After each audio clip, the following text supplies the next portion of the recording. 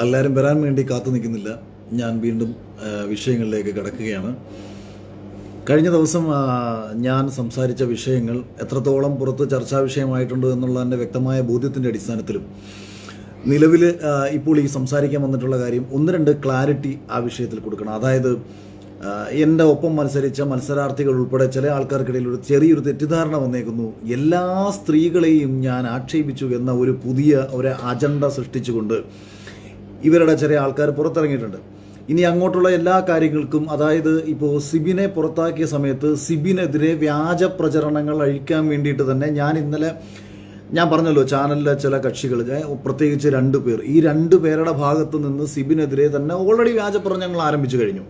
അതേപോലെ തന്നെ ഇനി എനിക്കെതിരെയും അത്തരം വ്യാജ പ്രചരണങ്ങൾ ആരംഭിച്ചേക്കാം, അല്ലെങ്കിൽ തിരിച്ചു സംസാരിക്കാനുള്ള വിഷയങ്ങൾ ഉണ്ടായേക്കാം. അപ്പോൾ അത്തരത്തിലൊരു വിഷയമാണ് ഞാൻ ഇന്നലെ വളരെ കൃത്യമായി സംസാരിച്ചപ്പോൾ പറഞ്ഞതാണ്. പല മത്സരാർത്ഥികളെയും, എല്ലാ മത്സരാർത്ഥികളെയും എന്ന് ഞാൻ ഒരു സ്ഥലത്തും പറഞ്ഞിട്ടില്ല.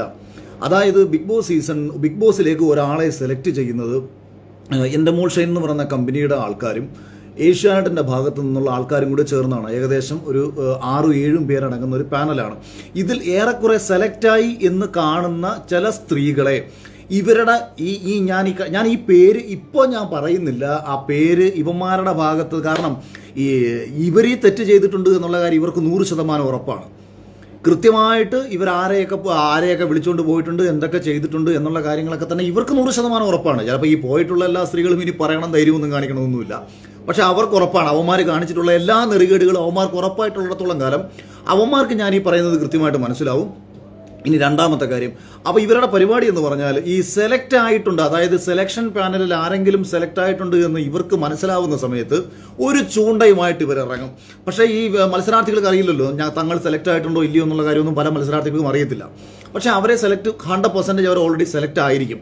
പക്ഷേ ഞങ്ങളാണ് സെലക്ട് ചെയ്യുന്നത്, ഞങ്ങൾ വിചാരിച്ചാൽ നിനക്ക് ഈ സീസണിലേക്ക് എത്താം എന്ന് പറഞ്ഞ് അവരെ തെറ്റിദ്ധരിപ്പിച്ച് പല ആൾക്കാരെയും ഉപയോഗിച്ചിട്ടുണ്ട്. പല ആൾക്കാരെയും അതിനകത്ത് അതേസമയം തന്നെ നോർമലി വന്നിട്ടുള്ള ധാരാളം പേരുമുണ്ട്. കാരണം ഈ സെലക്ട് ചെയ്യുന്ന ഈ 2 പേര് വിചാരിച്ചാൽ ഒരിക്കലും മത്സരത്തിൽ സെലക്ട് ചെയ്യാൻ പറ്റത്തില്ല. ഇപ്പം എന്നെ കഴിഞ്ഞ സീസണിൽ ഇന്റർവ്യൂ ചെയ്തതിനു ശേഷം ഇതൊരു കക്ഷി എന്നെ ഒരു കാരണവശാലും എടുക്കണ്ട എന്ന് പുള്ളി പറഞ്ഞു. അതായത് ഈ ചാനലിനെ തലപ്പത്തിരിക്കുന്ന ഒരാൾ എന്നെ എടുക്കണ്ട എന്ന് പറഞ്ഞു. പക്ഷേ ഞാൻ ആ സീസണിൽ ഉണ്ടാകണമെന്നുള്ള മറ്റുള്ളവരുടെ എല്ലാവരുടെയും ആഗ്രഹത്തിന്റെ അടിസ്ഥാനത്തിലും ഏഷ്യാനെറ്റിന് അയാൾക്ക് മുകളിലുള്ള ആൾക്കാരുടെ അടിസ്ഥാനത്തിലും ഒക്കെയാണ് കഴിഞ്ഞ സീസണിലേക്ക് ഞാൻ വരുന്നത്. പിന്നെ ഇദ്ദേഹം വിചാരിച്ചൊരു കാര്യം എന്ന് പറയുന്നത് എന്നെ ഒരു വില്ലനാക്കി ചിത്രീകരിക്കാം, പുള്ളിക്ക് താല്പര്യമുള്ള മറ്റൊരു മത്സരാർത്ഥി ഉണ്ടല്ലോ, ആ മത്സരാർത്ഥിക്ക് വേണ്ടിയിട്ട് വില്ലനായ അഖിൽമാരെ അകത്തേക്ക് കയറ്റിവിടുന്നു, മറ്റൊരു ഹീറോയിനോ ആയി മാറുന്നു. അപ്പോൾ പക്ഷേ ഇവർ ചിന്തിച്ചില്ല നമ്മളുടെ പൊട്ടൻഷ്യലിനെ കുറിച്ചോ നമ്മളെക്കുറിച്ചോ ഇവർക്ക് അറിയത്തില്ല. ഇവർ വിചാരിച്ചു സോഷ്യൽ മീഡിയയിലും ചാനലിലും വന്നിരുന്ന് ചർച്ച ചെയ്യുന്ന അഖിലിന് മാക്സിമം പോയി കഴിഞ്ഞാൽ വല്ല മെയിൽ ഷോവിനിസമോ അല്ലെങ്കിൽ മറ്റുള്ളവരെയൊക്കെ പറഞ്ഞ് പുരോഗമനവാദികളുടെ തെറിയൊക്കെ കേട്ടുകൊണ്ടൊക്കെ പോകുന്ന ഒരാളാണെന്ന് വിചാരിച്ചാൽ ആ ധാരണയാണ് അവർക്ക് തെറ്റിയത്. എന്നാലും ചെയ്യാൻ പറ്റുന്നത് മാക്സിമം ചെയ്തു.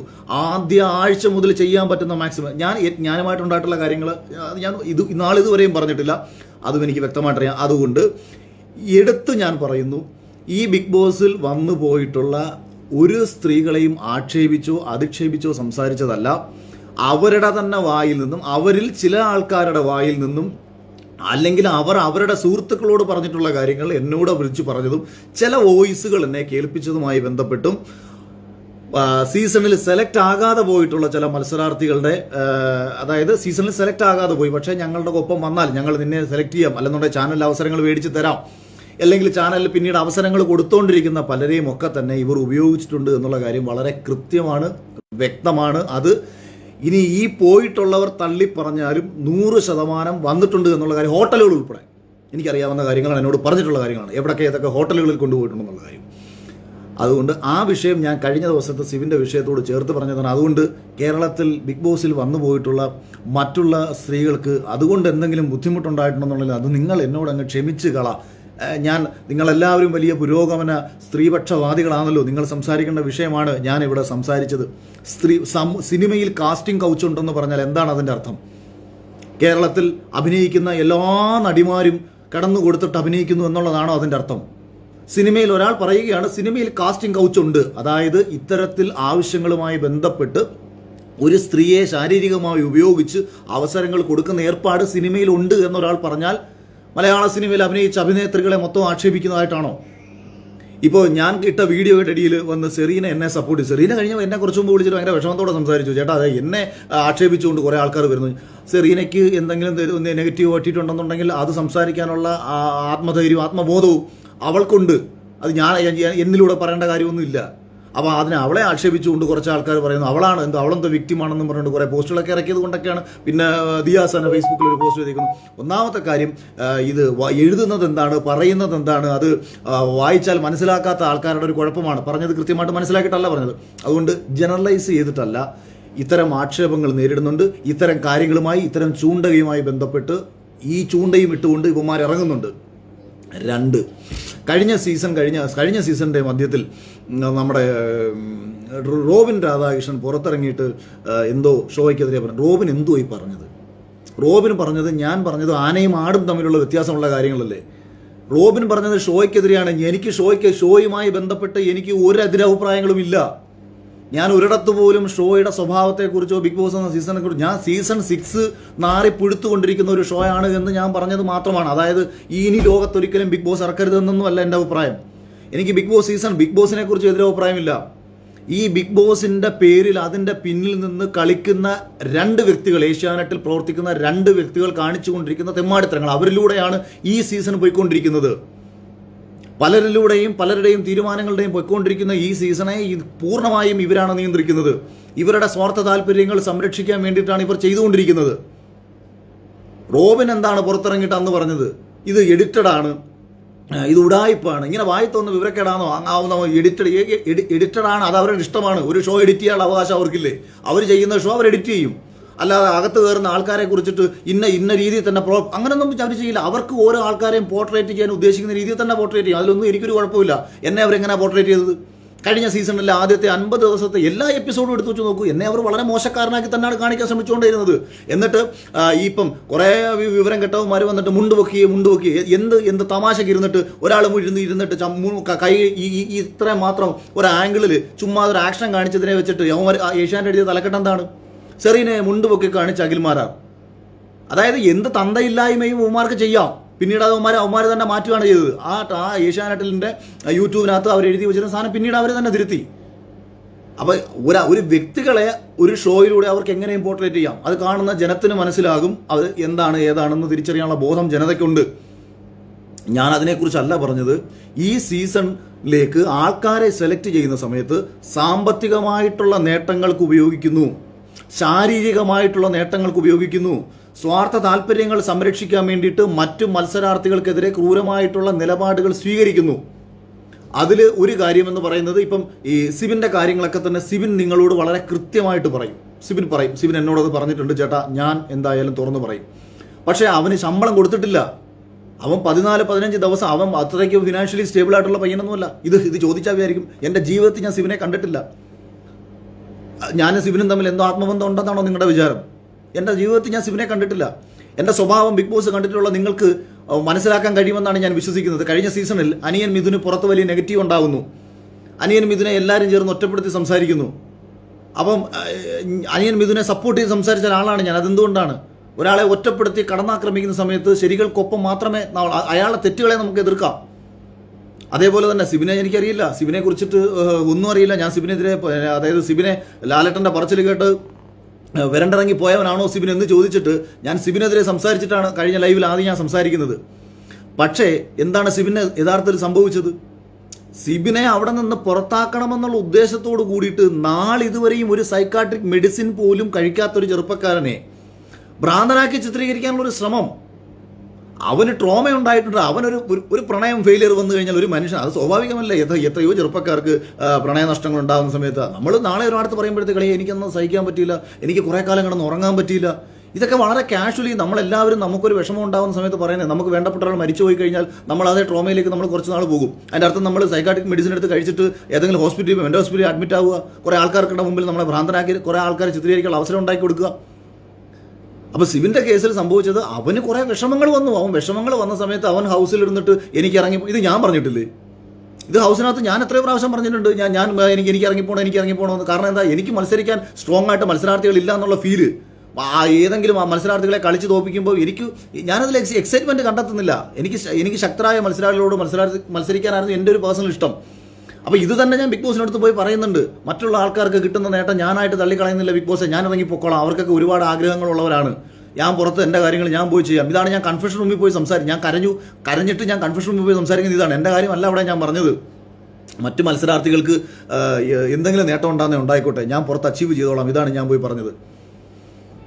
ഇതെല്ലാവർക്കും വരും. പിന്നെ ഈ സിബിൻ കാണിച്ചു എന്ന് പറഞ്ഞ സിമ്പിൾ കഴിഞ്ഞ സീസണിൽ അത് റിപ്പീറ്റായിട്ട് കാണിച്ച ഒരാൾ റിനോഷായിരുന്നു. എൻ്റെ മുഖത്ത് നോക്കി ശോഭ അത് കാണിച്ചിട്ടുണ്ട്. ഞങ്ങളാരും ഇതൊന്നും ഇത്ര വലിയ കാര്യമായിട്ട് കൊണ്ടു നടക്കുകയോ അതിനെതിരെ ബിഗ് ബോസിൻ്റെ ഭാഗത്ത് നടപടി ഉണ്ടാകുകയോ ഒന്നും ചെയ്തിട്ടില്ല.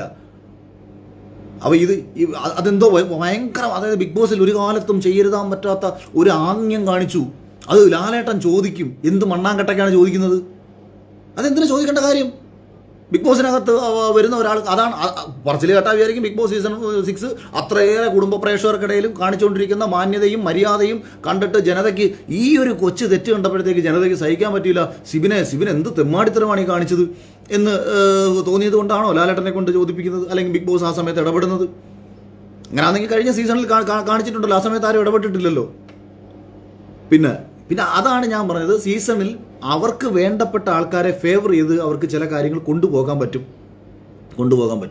അത്തരം കാര്യങ്ങൾ അവർക്ക് ചെയ്യാം. അപ്പോൾ ഈ രണ്ട് കാര്യങ്ങൾ ഞാൻ കുറച്ചുകൂടെ ഡീറ്റെയിൽ ആയിട്ട് പറഞ്ഞാണ്. കാര്യം ഇന്നലെ എനിക്കിത് കേട്ടപ്പോൾ ഒരു ചെറുപ്പക്കാരനെ ഭ്രാന്തനാക്കി ചിത്രീകരിച്ചുകൊണ്ട് സ്വന്തം താല്പര്യങ്ങൾ സംരക്ഷിക്കാൻ വേണ്ടി ഒരു ഷോയിൽ നിന്ന് പുറത്താക്കി അവൻ്റെ വീട്ടിൽ വിളിച്ചിട്ട് പോലും ഇവന് ഭ്രാന്താന്ന് പറഞ്ഞു. ഒരു മനുഷ്യൻ സൈക്കാട്രിക് മെഡിസിൻ കഴിച്ചാൽ തന്നെ ഭ്രാന്താവും. ഞാൻ ആ ഡിവിഷനിൽ ഒരു വർഷം അവിടെ വർക്ക് ചെയ്ത ഒരു മെഡിക്കൽ റെപ്രസെൻറ്റേറ്റീവാണ് ഞാൻ. അതുകൊണ്ട് തന്നെ നമ്മൾക്ക് ഇതൊന്നും ഇല്ലെങ്കിലും ഒരു സൈക്കാട്രിക് മെഡിസിൻ ഒരു പ്രശ്നങ്ങളും തലയ്ക്ക് അല്ലെങ്കിൽ ശാരീരികമായിട്ടും മാനസികമായിട്ടും ഇല്ലാത്തൊരു മനുഷ്യൻ ഇത്തരം ഡ്രഗ് കഴിച്ചാൽ സ്വാഭാവികമായിട്ടും പ്രശ്നങ്ങൾ ഉണ്ടാവും. അപ്പോൾ അവന് ഈ ഡ്രഗ് കൊടുക്കാൻ പറയുന്നത് ഡോക്ടറെ കാണുന്നതിന് മുൻപ് ഡ്രഗ് കഴിക്കണമെന്നാണ് പറയുന്നത്. അതായത് എന്നിട്ട് വീട്ടിൽ വിളിച്ചിട്ടാ പറഞ്ഞത് അവൻ്റെ. ഇതിനിടയ്ക്ക് ആ ചെറുപ്പക്കാരൻ്റെ അച്ഛന് അറ്റാക്ക് വന്നു. പുള്ളിക്ക് ഇപ്പം ബൈപ്പാസ് സർജറി ആയിട്ടിരിക്കുകയാണ്. അപ്പോൾ ഇങ്ങനെ ഇരിക്കുന്ന ഈ സാഹചര്യത്തിൽ അവൻ്റെ വീട്ടുകാരെ കൊണ്ട് വിളിപ്പിക്കുകയൊന്നും ചെയ്തിട്ടില്ല. ഇപ്പോൾ തുടക്കത്തിൽ ജാസ്മിൻ എന്തോ വിഷമം വന്നെന്നോ അച്ഛൻ എന്തോ പ്രശ്നം വന്നെന്നോ ഇപ്പം തുടക്ക സമയത്ത് തന്നെ മത്സരത്തിലോട്ട് കയറി ആദ്യത്തെ 2 ആഴ്ചക്കുള്ളിൽ തന്നെ അങ്ങനെ കണക്ട് ചെയ്യാനുള്ള ഒരു അവസരം ഉണ്ടാക്കി കൊടുക്കുന്ന അതേ ഷോയുടെ ആൾക്കാർ സിബിൻ്റെ അച്ഛൻ അറ്റാക്ക് വന്നിട്ടും അവനെ അറിയിക്കുന്നില്ല.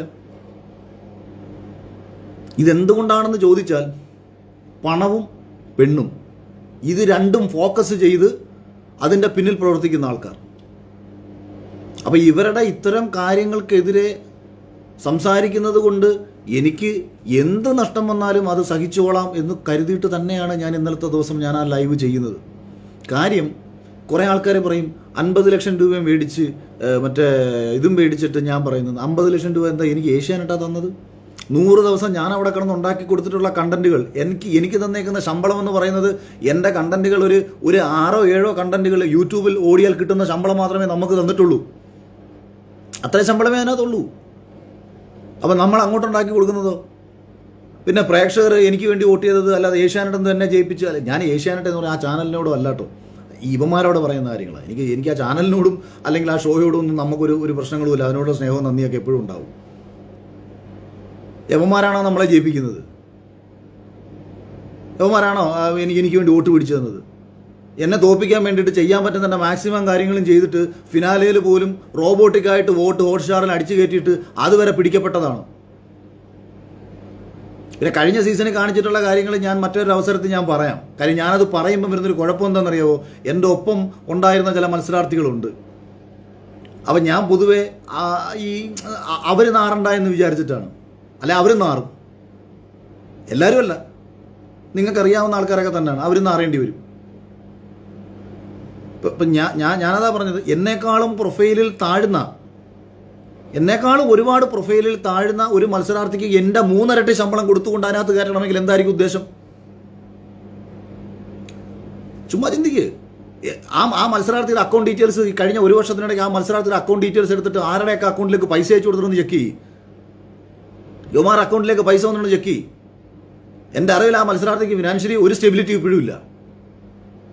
പിന്നെ ഇത് ഞാൻ ഈ പേര് പറഞ്ഞ് കാര്യകാരണങ്ങൾ നിരത്തി കഴിഞ്ഞ സീസണുകളിൽ അവിടെ വന്നിരുന്ന്, അതായത് മുംബൈയിൽ വന്നിരുന്ന് അന്ന് ചെയ്തിട്ടുള്ള പല കാര്യങ്ങളും എനിക്കറിയാം. ഞാൻ നാളെ ഇതുവരെയും പറഞ്ഞിട്ടില്ല.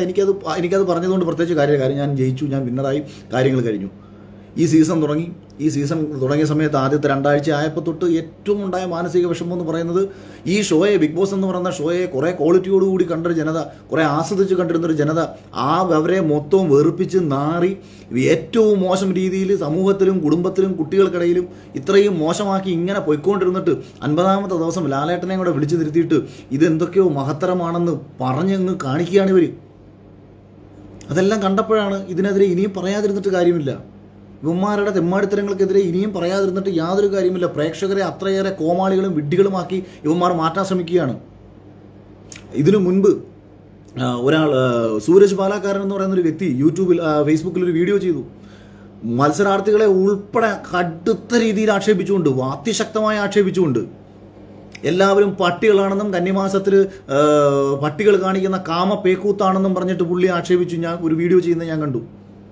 ഇത് സത്യത്തിൽ ഈ സീസണിലെ മത്സരാർത്ഥികളെ കുറിച്ചാണ് പറഞ്ഞതെന്നെങ്കിലും അയാളുടെ ഭാഷയിൽ അത് എല്ലാ മത്സരാർത്ഥികൾക്കും ഒരേപോലെ അനുഭവപ്പെടുന്ന രീതിയിലായിരുന്നു അയാൾ പറഞ്ഞത്. അയാൾ ബിഗ് ബോസിൽ കയറാൻ വേണ്ടി ശ്രമിച്ച ആളാണ്, ബിഗ് ബോസിൽ കയറാൻ വേണ്ടി ഇൻ്റർവ്യൂവിന് പോയ ആളാണ്, കിട്ടാത്ത ഒരാളാണ് അയാൾ. അപ്പം അയാൾക്ക് ഇപ്പോൾ അയാളുടെ ഫ്രസ്ട്രേഷൻ കൊണ്ട് പറയുന്നതാണെങ്കിലും പറയാം. പക്ഷേ അതിനടിയിൽ വരുന്ന കമൻറ്റുകൾ അയാളെ അനുകൂലിച്ചുകൊണ്ടാണ്. അയാൾ പറഞ്ഞ വ്യക്തിപരമായിട്ട് ഈ സീസണെ കുറിച്ച് പറഞ്ഞാൽ ഞാനും യോജിക്കുന്ന കാര്യങ്ങളാണ്.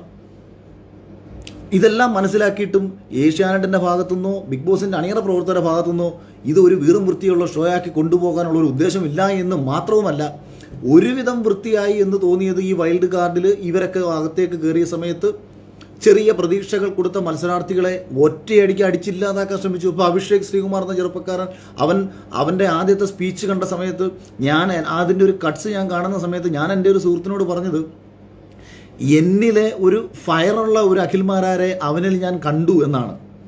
അതായത് ഞാൻ പറയുന്നത് പോലത്തെ തമാശ പറയാനോ അല്ലെങ്കിൽ നമ്മുടെ കലാപരമായിട്ടുള്ള ആക്ടിവിറ്റീസൊക്കെ ഉണ്ടോ ഇല്ലയെന്നും എനിക്കറിയില്ലെങ്കിലും ഞാൻ ചില സമയത്ത് ഫയർ ചെയ്ത് സംസാരിക്കുമ്പോൾ നമുക്ക് വരുന്ന ഒരു ആറ്റിറ്റ്യൂഡിലും അല്ലെങ്കിൽ നമ്മുടെ ഉള്ളിൽ വരുന്ന ഒരു ബോധം, ഒരു നീതിബോധത്തിൻ്റെയും ഒരു ഫയർ ഞാൻ കണ്ട ഒരു ചെറുപ്പക്കാരനായിരുന്നു അഭിഷേക് ശ്രീകുമാർ എന്ന് അവൻ്റെ ഫസ്റ്റ് ദിവസം കണ്ടപ്പോൾ ഞാൻ 1-2 പേരെടുത്ത് ഞാനും പറഞ്ഞു, ഒരു മെയിൽ ഷോവനിസ്റ്റായ അഖിൽമാരാർ അവനിലുണ്ടാ എന്ന് ഞാൻ കുറച്ച് പേരെടുത്ത് പറഞ്ഞിട്ടുണ്ടായിരുന്നു. പക്ഷേ അവൻ പൊങ്ങുമെന്ന് കണ്ട ഘട്ടത്തിൽ അവനെ അടിച്ചിരുത്തി. അപ്പോൾ ഞാൻ ആരോ യെല്ലോ കാർഡെന്ന് ഏതോ ഒരു ചോദിക്കുന്നത്, പിന്നെയാണ് എനിക്ക് മനസ്സിലായത് യെല്ലോ കാർഡ് കൊടുത്ത് അടിച്ചിരുത്തിയതാണെന്ന്. അപ്പം രണ്ടായാലും അങ്ങനെ. അപ്പോൾ ഇത്തരത്തിൽ ഓരോ മത്സരാർത്ഥികളെയും ഒതുക്കി ഒരു ഷോയെ കംപ്ലീറ്റ്ലി 1-2 പേരിലേക്ക് ഫോക്കസ് ചെയ്ത് ഇവർ കൊണ്ടുപോവുകയാണ്. അതിനുള്ള കാരണമൊക്കെ എനിക്കറിയാമെന്ന് ഞാൻ ഈ കേൾക്കുന്ന നിങ്ങളറിഞ്ഞോ? നിങ്ങൾ പ്രേക്ഷകരല്ല കേട്ടോ, പ്രേക്ഷകരല്ല. ചാനലിനെ നശിപ്പിക്കാൻ വേണ്ടി ചാനലിൽ കയറി കൂടിയിരിക്കുന്ന 2 പേർ. ഒരുത്തനെ ഏറെക്കുറെ റിട്ടയർ ആവാറായി. അതുകൊണ്ട് കാര്യമില്ല. പിന്നെ വേറെ കാര്യമുണ്ട് കേട്ടോ. ഇന്നലെ രാത്രി തൊട്ട് പ്ലാനിങ് ആയിരിക്കും, എങ്ങനെ എന്നെ നശിപ്പിക്കാം, എന്നെ എങ്ങനെ തകർക്കാമെന്നുള്ള പ്ലാനിങ് ആയിരിക്കും. ഞാൻ ആദ്യമേ പറയുന്നു, തകരാൻ തയ്യാറാണ്, ഒരു പ്രശ്നവുമില്ല, 100% തകരാൻ തയ്യാറാണ്. എനിക്ക് എൻ്റെ ഭാര്യയ്ക്ക് 2 വീട് നാട്ടിൽ കിടപ്പുണ്ട്, അത്യാവശ്യം വസ്തുക്കൾ നാട്ടിൽ കിടപ്പുണ്ട്, റബ്ബർ വെട്ടി വിറ്റാലും അവൾക്ക് ജീവിക്കാൻ പറ്റും. അതുകൊണ്ട് തകരാൻ തയ്യാറാണ് സുഹൃത്തുക്കളെ. തകർക്കാൻ എത്ര ശ്രമിച്ചാലും ഒരുത്തവൻ ഞാൻ പണ്ട് രാഷ്ട്രീയത്തിൽ പ്രവർത്തിച്ച സമയത്ത്, ഞാൻ രാഷ്ട്രീയത്തിലേക്ക് ഇറങ്ങിയ സമയത്ത് എന്നെ വിളിച്ച് കുറച്ച് പേര് ഭീഷണിപ്പെടുത്തി, കൈയും കാലും തല്ലി പിടിക്കുമെന്ന് പറഞ്ഞു. ഞാൻ അവരോട് പറഞ്ഞു, എടാ മരിക്കാൻ തീരുമാനിച്ചാണ് രാഷ്ട്രീയ പ്രവർത്തനത്തിന് ഇറങ്ങിയത്, മരിക്കാൻ തീരുമാനിച്ചവനെ കൈയും കാലും തല്ലി പിടിക്കുമെന്ന് പറഞ്ഞ് ഭീഷണിപ്പെടുത്തല്ലേ എന്ന് ഞാൻ അന്ന് അവരോട് പറഞ്ഞു. എൻ്റെ ധൈര്യം അതായിരുന്നു. ഏത് നിമിഷവും മരിക്കാൻ തയ്യാറായിക്കൊണ്ടാണ് അന്ന് രാഷ്ട്രീയ പ്രവർത്തനത്തിന് ഇറങ്ങിയത്. അതുപോലെ തന്നെ ഇത് പറയാൻ നിങ്ങൾ ചിന്തിക്കുന്നുണ്ടോ? ഞാൻ ഈ ഇങ്ങനൊരു കാര്യങ്ങൾ പറയുമ്പോഴത്തേക്ക് ഇവർ നിശബ്ദരായിട്ടിരിക്കുമെന്നും ഇവരെനിക്കെതിരെ ഒന്നും ചെയ്യാതിരിക്കുമെന്നും. അപ്പോൾ അതുകൊണ്ടാണ് ആദ്യമേ പറയുന്നത്, സ്വയം തകരാൻ തയ്യാറായിക്കൊണ്ട് തന്നെയാണ് നിങ്ങളെ കണക്കുള്ള പരമനാറികളുടെ ചെമ്മാടിത്തരത്തിനും ചെറ്റത്തരത്തിനും ഇന്നലകളിൽ ഈ ബിഗ് ബോസ് പോലത്തെ ഷോയിലേക്ക് വരാൻ ആഗ്രഹിച്ചിട്ടുള്ള പല ആൾക്കാരും നേരിടേണ്ടി വന്ന എന്തുകൊണ്ടാണ് അർഹതയുള്ള മത്സരാർത്ഥികൾ ഇതിനകത്ത് എത്താതെ പോയത് എന്ന് പറയേണ്ടി വരുന്നത് ഇതുകൊണ്ടാണ്. പിന്നെ ആകെ ഒരു സന്തോഷം എന്ന് പറയുന്നത്, പ്രേക്ഷകരാണ്, നിങ്ങളുടെ വോട്ടാണ് എനിക്ക് കിട്ടിയ നേട്ടം. അതിവരാരും ഉണ്ടാക്കി തന്നതൊന്നുമല്ല, ഇവർ ഉണ്ടാക്കാൻ ശ്രമിച്ചതുമല്ല. ഇവർ ഏതെല്ലാം രീതിയിൽ എന്നെ തോൽപ്പിക്കാൻ ശ്രമിക്കാമോ ആ രീതിയിലെല്ലാം തോൽപ്പിക്കാൻ ശ്രമിച്ചിട്ടുള്ളവരാണ്. അതുകൊണ്ട് അത് വിഷയമേ ഉള്ള കാര്യമല്ല. നിങ്ങളുടെ സപ്പോർട്ടും നിങ്ങളുടെ സ്നേഹവും പ്രാർത്ഥനയും ഒക്കെ മതി. പിന്നെ ഇതൊന്ന് ക്ലാരിറ്റിയാണ്. അപ്പോൾ 2 കാര്യങ്ങൾക്കും ക്ലാരിറ്റി വന്നെന്ന് വിചാരിക്കുന്നു. ഫസ്റ്റ് കാര്യം എന്ന് പറയുന്നത്, എല്ലാ സ്ത്രീകളെയും ഉദ്ദേശിച്ച് പറഞ്ഞ കാര്യങ്ങളല്ല. 2 മറ്റേ റോബിൻ രാധാകൃഷ്ണൻ പറഞ്ഞ കാര്യങ്ങളും ഞാൻ പറഞ്ഞ കാര്യങ്ങളും ആടും ആനയും തമ്മിലുള്ള വ്യത്യാസമുണ്ട് എന്ന്. പിന്നെ ഞാൻ ഈ റോബിൻ്റെ ഫാൻസിനോട് ആരെങ്കിലും ഉണ്ടെങ്കിൽ ഈ കമൻറ്റ് സെക്ഷനിൽ വന്ന്, ഇനി റോബിനാണിത് ചെയ്യുന്നതെന്നുണ്ടെങ്കിൽ, ദുബായിൽ വെച്ചിട്ട് റോബിൻ എന്നോട് എന്താണ് പേഴ്സണലി വന്ന് സംസാരിച്ചതെന്നും റോബിൻ്റെ അവസ്ഥ എന്താണെന്നും റോബിൻ്റെ ഫിനാൻഷ്യൽ സ്റ്റെബിലിറ്റി എന്താണെന്നും വളരെ വ്യക്തമായിട്ട് അറിയാവുന്ന ഒരാളാണ് ഞാനെന്ന് അറ്റ്ലീസ്റ്റ് റോബിനെങ്കിലും അറിഞ്ഞിരിക്കുക. അതുകൊണ്ട് ഈ ഊള ഫാൻസുകളോട് പറയണം, ഈ അനാവശ്യ കമൻറ്റുകളുമായിട്ട് എനിക്ക് പേഴ്സണലി മെസ്സേജ് അയക്കാനോ താരതമ്യം ചെയ്ത് സംസാരിക്കാനോ നിൽക്കരുത്. നിപന്മാരോടൊക്കെ പറയണം, കൃത്യമായിട്ട് പറഞ്ഞേക്കുക. അതല്ല മുന്നോട്ട് മറ്റേ ഇതൊന്നും റോബിൻ അറിയത്തില്ല, റോബിനെ നശിപ്പിക്കാൻ വേണ്ടിയിട്ട് കുറേ എണ്ണം ചെയ്യുന്ന കാര്യങ്ങളാണെന്നുണ്ടെങ്കിൽ എനിക്ക് റോബിനോട് സ്നേഹം മാത്രമേ എല്ലാ കാലത്തും ഉള്ളൂ. മുമ്പും അങ്ങനെയുള്ളൂ, ഇപ്പോഴും അങ്ങനെയുള്ളൂ. പക്ഷേ ഈ അതായത് നിന്നെ ഈ നശിപ്പിച്ചില്ലാതാക്കി ഇരുത്തിയേക്കുന്നത് ഇത്തരം തലയ്ക്ക് വെളിവില്ലാത്ത ഈ വാട്സപ്പിലുള്ള ടീമുകളാണ്. 10, 100, 150, 200 പേരടങ്ങുന്ന വാട്സപ്പ് ഗ്രൂപ്പ് ഉണ്ടല്ലോ. ആ വാട്സപ്പ് ഗ്രൂപ്പിനകത്ത് നീ എത്രയും പെട്ടെന്ന് ഒഴിഞ്ഞു പോക്കോ, നിനക്ക് മുന്നോട്ട് പോകാൻ കൂടുതൽ ഗുണമുണ്ടാവും. ഉമാരെ എന്ന് നീ അടിച്ചു കളയുന്നോ നിനക്ക് മുന്നോട്ട് പോകാൻ പറ്റും. നിനക്കറിയാം നിൻ്റെ ജീവിതം നശിപ്പിച്ച ഉമാരാണെന്നുള്ള കാര്യം.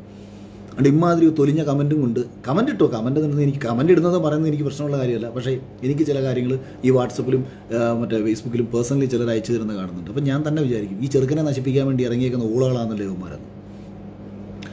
അപ്പം ബൈ. Thank you. സപ്പോർട്ടിന് എല്ലാവർക്കും സ്നേഹം, നന്ദി.